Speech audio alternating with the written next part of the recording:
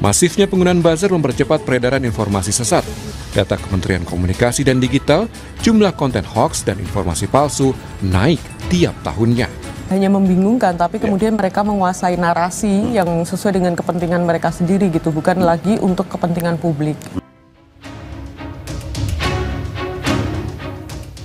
Penggunaan buzzer atau pendengung kian merajalela. Ini berdasarkan investigasi harian Kompas, di mana sepak terjang buzzer menyulitkan warga untuk mencari kebenaran di ruang digital. Buzzer bekerja untuk menggarap proyek tertentu, diantaranya bila diminta membela instansi tertentu atau berkaitan dengan isu publik.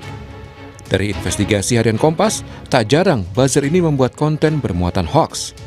Selain itu, buzzer sering digunakan untuk menaikkan citra seseorang atau hal-hal yang berkaitan dengan keseharian, misal promosi produk, rekayasa pembelian, hingga menyerang pesaing bisnis. Kerja mereka tentu menyasar pengguna media sosial. Tidak bekerja sendiri karena ada sejumlah orang yang menjadi koordinatornya. Artinya, jaringan buzzer sudah masif. Dari pengakuan 2 koordinator buzzer dan 3 agensi pemasaran digital, mereka mengklaim punya kekuatan 5.000 hingga 70.000 buzzer. Rata-rata buzzer tergabung di sekitar 10 agensi dan komunitas. Berapa tarifnya? Bisa mencapai 5 juta hingga 8 juta rupiah jika sang buzzer mampu menggarap isu agar jadi trending topik di media sosial X. Itu untuk tarif per jam. Tapi ada juga yang tarif bawah, mulai 5.000 hingga 300.000 rupiah untuk promosi program instansi. Misalnya, hanya sekedar menulis komentar di kolom gambar yang diunggah hingga membuat video pendek.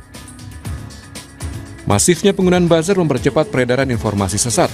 Data Kementerian Komunikasi dan Digital, jumlah konten hoax dan informasi palsu naik tiap tahunnya.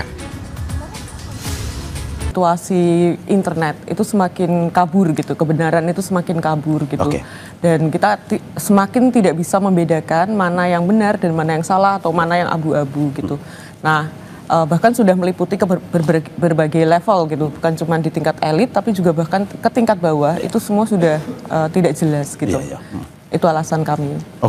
Dan itu yang memang akhirnya membuat Kompas harus, dalam arti apakah ada dampak besar, ketakutan terbesar Kompas bahwa kalau buzzer ini terlalu dibiarkan misalkan, ini pada akhirnya mungkin saja seperti yang dibilang tadi ya, akan membingungkan masyarakat. Betul, dan terutama mungkin tidak hanya membingungkan, tapi kemudian mereka menguasai narasi yang sesuai dengan kepentingan mereka sendiri gitu, bukan lagi untuk kepentingan publik.